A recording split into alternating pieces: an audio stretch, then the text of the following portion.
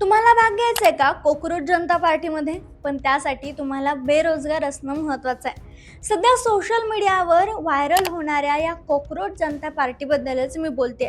मात्र ही नेमकी काय आहे, ही व्हायरल का झाली आणि त्याचं काय झालं? तर त्याचं झालं असं की भारताचे विद्यमान मुख्य न्यायमूर्ती सूर्यकांत यांनी देशातील तरुणांना झुरळाची उपमा दिली.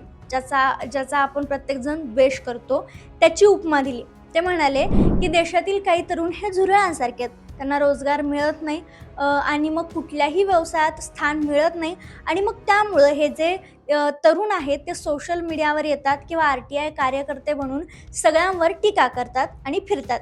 मग काय, ही त्यांची जी विधान आहे ती जास्त चर्चेत आली. मग नाराज झालेल्या यामुळं एका मूळच्या छत्रपती संभाजीनगरच्या तरुणानं, ज्याचं नाव आहे अभिषेक दिपके, यानं हे पेज काढलं.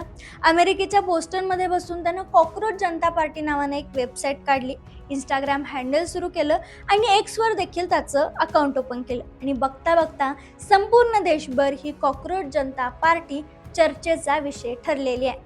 जेव्हा अभिषेकला याबद्दल विचारलं असता त्यानं सांगितलं की इंस्टाग्रामवर फक्त 3 दिवसात या पेजचे 40 लाखपेक्षा जास्त फॉलोअर्स वाढले.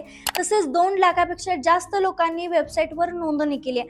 जर तुम्हाला या वेबसाईटवर सदस्यत्वासाठी नोंदणी करायची असेल तर त्याच्या काही नियम अटी आहेत, असं देखील अभिजित दीपक यांनी सांगितलं. आणि सगळ्यात महत्त्वाचं म्हणजे देशातल्या तरुणाचे, विशेषतः जेनझीला भेडसावणाऱ्या समस्या, शिक्षणाचा खालावत चाललेला दर्जा, न्यायपालिकेत होणाऱ्या त्रुटी, बेरोजगारी आणि अशा अनेक समस्या या जवळून बघितलेल्यांना अभिजित यांनी या पक्षात सहज येण्यासाठी आमंत्रण दिले, सुरू केल्याचं म्हणलं. आता त्यांची ही पार्टी पुढे जाऊन कोणकोणत्या पार्ट्यांना धक्का देते हे पाहणं महत्त्वाचं आहे. मात्र तुम्ही पण बेरोजगार आहात का आणि तुम्ही इथले सदस्य होऊ शकता का, किंवा तुम्हाला आवडेल का इथलं सदस्य होणं? आम्हाला कमेंटमध्ये नक्की सांगा.